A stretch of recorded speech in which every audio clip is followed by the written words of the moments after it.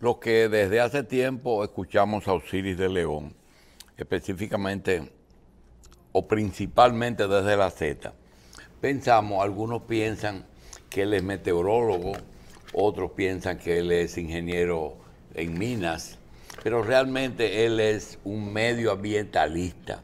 Y yo digo que no sé cuándo apareció esa materia en las universidades, porque es que eso es una raíz fibrosa que tiene que ver con todo. El medio ambiente y el ministro de Medio Ambiente tienen que ver con todo, se puede meter donde le dé la gana, pero hay algunas zonas que son más importantes. Hoy sábado quisiéramos que Osiris nos trate un tema y es la incidencia de medio ambiente en los cultivos, pero sobre todo algo que es un misterio, que es la luna. Nunca he podido descifrar, ni siquiera cuando está llena sí, pero ni cuando está en las otras dos etapas no lo sé. Realmente, Osiris, la luna tiene incidencia en los eventos medioambientales de la Tierra. No lo parece, pero es así. Buenos días, Julito. Buen Buenos día. días, Michelle. Buenos días, Ramón. Buenos días a todo el pueblo dominicano. Mira, desde la antigüedad, el ser humano se dio cuenta de que esas 4 fases de la luna, luna nueva, cuarto creciente, luna llena, Y menguante. cuarto menguante, tienen que ver directamente, no solamente con la forma en que se desarrolla la flora y la fauna, sino también con la forma en que se desarrolla el ser humano. Y por eso muchas cosas tienen que ver desde la antigüedad con esos ciclos lunares. De hecho, el calendario original estaba regido por la luna. Y tú recordarás que siendo tú joven, y con todos nosotros todavía siendo jóvenes, escuchábamos en las zonas rurales Que eso que no el se ciclo corta. menstrual de la mujer Sí. está vinculado a esas fases de la luna. Por eso se llama así, tiene la luna. Exactamente, por eso. Porque la gente lo asociaba. A Ese los ciclo de 28 28 días. de 28 28 días. Sí. Entonces, mucha gente, muchas partes del planeta, sus cultivos los planifica en función de la fase de la luna. Mira, es tan así que tú acabas de terminar la Semana Santa. ¿De acuerdo? El pasado domingo era el domingo de Pascua de Resurrección. ¿Y cuál es el domingo de Pascua de Resurrección? El primer domingo después de la primera luna llena de la primavera. Así está definido desde la antigüedad. Y así Por es. eso nunca es igual el domingo de Pascua. Cada año te cae en una fecha mueve. distinta. ¿Por qué se mueve? El de resurrección Porque la se iglesia lo toma en función De la luna. del primer domingo posterior La luna llena. a la luna llena de la primavera. Ok, hablaste de lo que oímos a nuestros agricultores. Te dicen, eso no se siembra en tal luna. Porque se Eso- daña. Se daña. Eso no se corta en tal. ¿Cuál Se es- daña. ¿En qué se basan ellos para eso? Hay un tema de ¿Pero es cierto o no es Sí, cierto? es cierto, es cierto. Mira, Y eso tiene que ver con la distancia de la luna. y con la atracción, Ay. igual que la marea. La marea que tú ves en el mar, cuando tú tienes en la mañana El mar baja picado, mar o y sea, en la tarde plea mar, es por la atracción gravitacional que hay entre la luna y la tierra en función del acercamiento o el alejamiento entre la luna y la tierra. Si la luna no existiera, no existirían las mareas. El mar estuviera siempre tranquilo. Y tú podrías irte a cualquier parte por el mar, siempre con el mar tranquilo. Por tanto, esa atracción incide en el campo electromagnético que rodea el planeta Tierra y que tiene que ver con esas percepciones que tú tienes en algunos momentos de algo que puede ocurrir o no. Yo tengo el presentimiento de tal cosa. O tú dices de repente, yo quiero llamar a Michelle para preguntarle por la agenda de mañana, y en ese momento te llama Michelle. Entonces tú le dices, te traje con el pensamiento. ¿No te ha pasado eso a ti muchas veces? O que tú has estado en una rueda de prensa y tú piensas en un tema, voy a preguntar que por qué se tomó esa medida, y se te adelanta Michelle o Ramón y hacen la pregunta. Y dice, ustedes me leyeron la pregunta mía. Sí, pero esto que tú estás hablando podría tener que, y tú sabes de lo que te voy a preguntar, que el hombre tiene un 70% de agua en su cuerpo. Así es. Pero resulta que si tiene 70% de agua, la luna seguro produce mareas en el agua. Y el hombre cuando dice, ese es un lunático, ese lunático. Eso se altera. Porque es susceptible al cambio de la luna en función de la posición de la luna en la Tierra, que son las 4 fases de la luna. Entonces esa persona que es vulnerable, que hoy está de buen estado de ánimo, mañana está irritado, dice es lunático, porque él cambia como cambia la luna. Como tú tienes 4 fases de la luna en un mes, una persona que en un mes tú lo has visto 4 veces distintas y lo ves con 4 actitudes distintas, tú dices es lunático, porque él cambia como cambian las fases de la luna. Pero ciertamente hay una incidencia en el comportamiento de la flora, de la fauna y del ser humano en el planeta Tierra, porque como la luna está girando alrededor del planeta antes de que las especies aparecieran, porque los primeros organismos unicelulares aparecieron hace 3.500 millones de años, pero ya la luna estaba girando alrededor de la Tierra. Y la corriente, el deshielo, la rotación y de la Tierra, ¿tiene que ver con la luna o con el sol?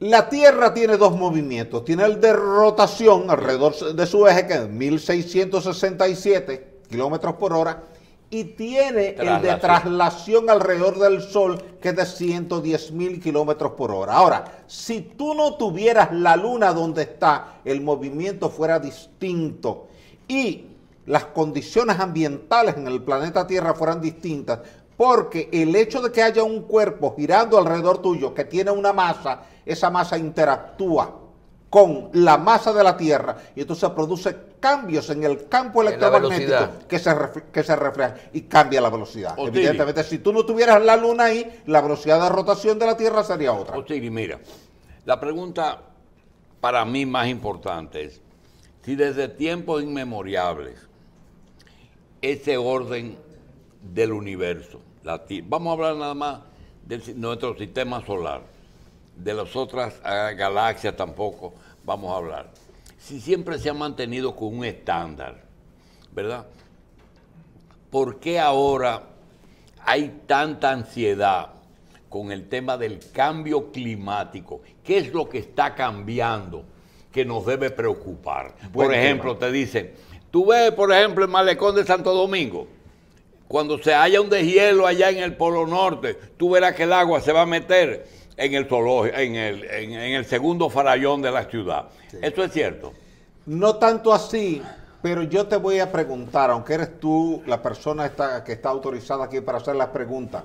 ¿Tú recuerdas, Julito, con qué se iluminaba tu abuelo por la noche? ¿Y en qué se movía tu abuelo para ir al trabajo cuando estaba joven? Bueno, él se movía, el mío en un coche y con una lámpara de gas, de queroseno. Claro. Entonces no había el combustible que hay hoy día para la producción de la energía eléctrica que ilumina este estudio, que ilumina tu casa, mi casa, ni había el medio de transporte que tienes tú hoy día que depende de gasoil o de gasolina. La sociedad, a partir de 1950, disparó el consumo de combustibles fósiles, gasoil, gasolina, queroseno, Aptur, y ese incremento está generando una mayor liberación de dióxido de carbono, CO2, que se ha ido concentrando en los niveles exteriores de nuestra atmósfera. Entonces, como nos llega radiación solar de forma permanente desde el Sol, esa radiación que se refleja en la superficie de la Tierra, al final del día debe salir otra vez para volver al equilibrio. Sin embargo, una parte de esa radiación ultravioleta se queda residual en el planeta y el planeta se va calentando. Y al calentarse, tú tienes ahora que la temperatura promedio anual es 1.2 grados Celsius por encima de lo que era la temperatura media en los tiempos en que vivía tu abuelo y tu bisabuelo. Entonces, la temperatura hoy día está más alta, eso preocupa a la Organización Meteorológica Mundial, a la Organización Mundial de la Salud, que estima, y tú eres médico, que estima que por el tema del incremento de las temperaturas, están subiendo las cantidades de ACV, accidentes cerebrovasculares, y están subiendo los infartos. Y que eso puede representar entre 250.000 y 500.000 muertes adicionales en relación a cuando no teníamos el cambio climático. Pero que en adición a eso, como tú tienes ahora más calor sobre la superficie del mar entre mayo y diciembre de cada año, ahora tienes más vapor de agua que se libera. Y ahí vienen más tormentas y más huracanes y caemos en lo que tú decías ahorita de Puerto Rico, una destrucción por un huracán. Bien.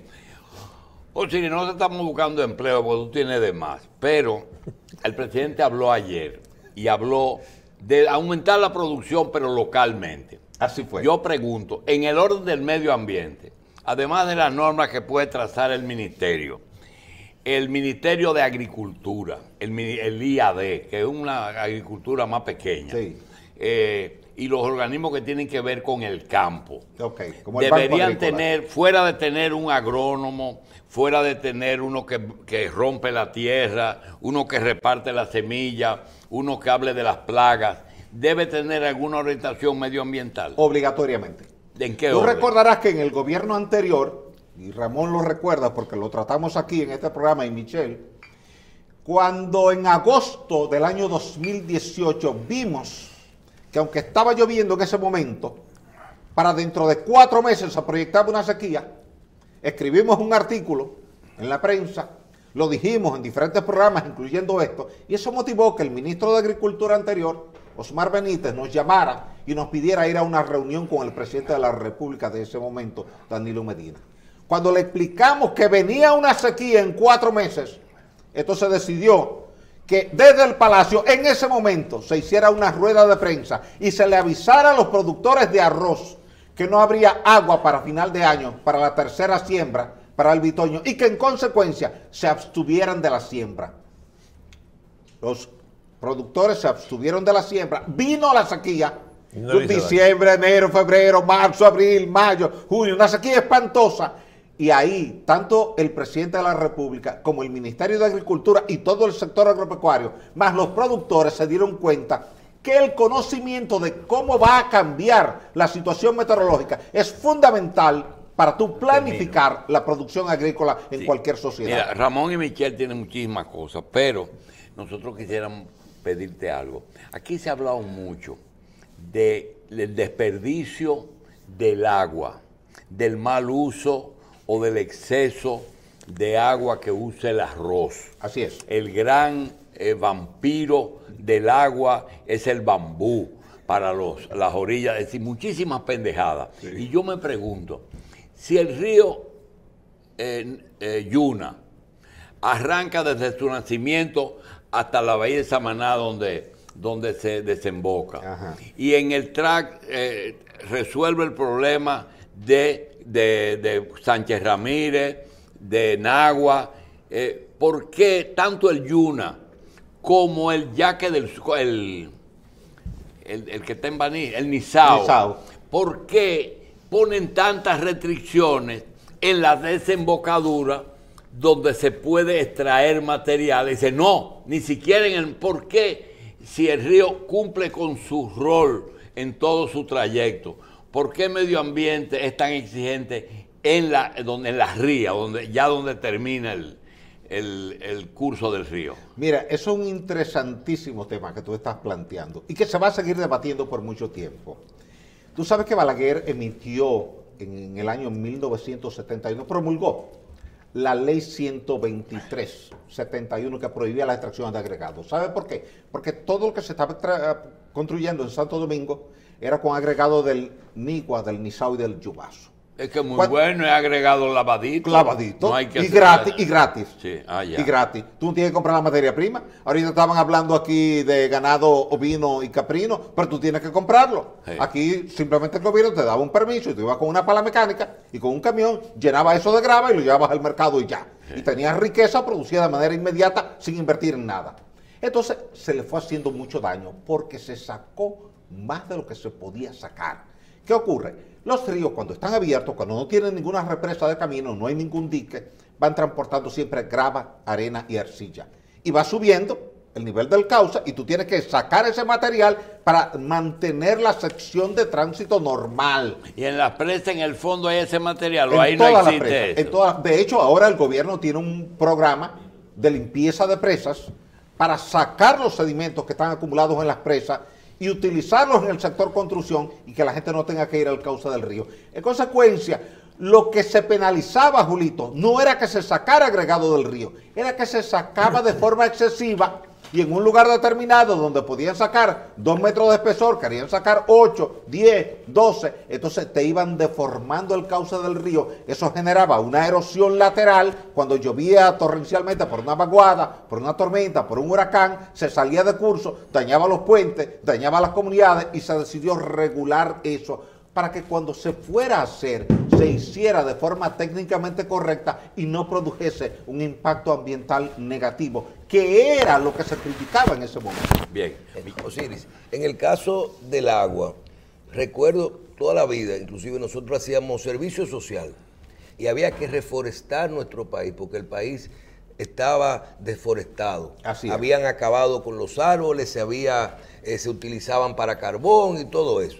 Y nos pasamos la vida reforestando. Así fue. Sucede que ahora está muy de moda el tema de que falta almacenamiento de agua porque nosotros tenemos exceso de agua, pero la estamos botando. El 80% del agua dominicana se pierde en el mar. Parte de lo que ustedes acaban de mencionar en el caso de la desembocadura de los ríos. Si tú puedes tomar el agua que se pierde antes de que se pierda, amén. ¿Cuál es el tema nuestro hoy en República, independientemente del cambio climático, que son los factores externos, sino localmente? Nosotros tenemos un país verde, estamos reforestados, y el problema ahora mismo es que tenemos agua, pero no la podemos programar porque no la tenemos, se pierde mucha agua porque no la podemos almacenar. ¿Cuál es nuestra situación actual? Es mixta. Lo que tú planteas se da porque es una realidad. Tú tienes una precipitación promedio en la República Dominicana del orden de 1.550 milímetros de lluvia por cada metro cuadrado. Promediando Bonao, donde te caen 3.500 milímetros de lluvia por cada metro cuadrado anualmente, con Montecristi y Neiva, que te caen 350 y 400. Entonces tú tienes zonas de alta pluviometría, que es la zona de Villa Altagracia, Piedra Blanca, Bonao, La Vega, donde te llueve todos los días. Cada vez que tú pasas por Villa Altagracia está lloviendo. Entonces es la zona de más alta pluviometría porque los vientos alisios llegan desde el noreste, chocan contra ese sistema montañoso y te descargan mucha lluvia. Ahora, ¿qué ocurre? Cerca del 70% del agua que te cae aquí anualmente se pierde en los ríos. Julito mencionaba ahorita el Yuna es el río más caudaloso, transita 90 metros cúbicos por segundo, pero tiene una sola presa, que es la de Atillo. Cuando Atillo está llena, el vertedero, que es libre, toda el agua se va hacia el Bajo Yuna y se pierde en la bahía de Samaná. Entonces tú no tienes un segundo embalse para regular esa agua. Vámonos al acueducto. Tú tienes, por ejemplo, el acueducto de Santo Domingo, que recibe cada día entre 400 y 420 millones de galones de agua. Pero el 60% de esa agua se pierde en 3 componentes. Primero, en las tuberías. Segundo, en los hogares, llave abierta, ducha abierta, fregadero abierto. Y tercero, un subregistro de mucha gente que está en los barrios conectada, consume el agua, pero no está registrada en la institución como consumidor del agua. Entonces eso hay que regularlo. Pero el consumo no regulado es consumo. Sí, pero no está registrado. Entonces Julito mencionaba también el tema del consumo del agua en la finca arrocera. Tú tienes un país que produce 14 millones de quintales de arroz, mayormente en el Cibao central y oriental, la zona de San Francisco de Macorís, Nagua, Cotuí, Bonao, La Vega. Pero ese arroz depende de 2 presas que tú tienes ahí, la presa de Atillo y la presa de Rincón. Si tú no tuvieras esas 2 presas ahí, tú no tendrías esos niveles de producción de arroz en esa zona. Porque entonces tú necesitas, y era la pregunta que tenía Julito desde el principio, cómo interactúa el medio ambiente con la agricultura. Para tú tener buena agricultura, tú necesitas 2 cosas fundamentales: un buen tipo de suelo y suficiente agua. Con agua tú puedes cultivar todo el desierto del Sahara, si tú le pones una capa de suelo. Pero si no tienes el agua, aunque sea bueno el suelo, no puedes producir, porque el agua es fundamental. Entonces tú quieres decir que tú necesitas primero, en función de toda el agua que se pierde en este país, construir más presas. Tú tienes 34 presas y 2 que están en construcción, que son la de Monte Grande y la de Guayubín. Entonces tú necesitas duplicar la cantidad de presas para que el agua que se te está perdiendo cada año, tú la puedas retener ahí y derivarla para los cultivos y para los acueductos. Porque de lo contrario, tú no vas a garantizar... Y hay que seguir reforestando. Obligatoriamente. Tú tienes hoy día cerca de un 40% de cobertura forestal. Pero para el año 66 teníamos 12% de cobertura forestal. Entonces el mejor ministro de Agricultura es el agua. El agua, definitivamente. Siempre que no sea excesivo. Claro, porque si tú tienes una sequía, se te cae la producción. Vamos a hacer una pausa y no te vayas. Pausamos.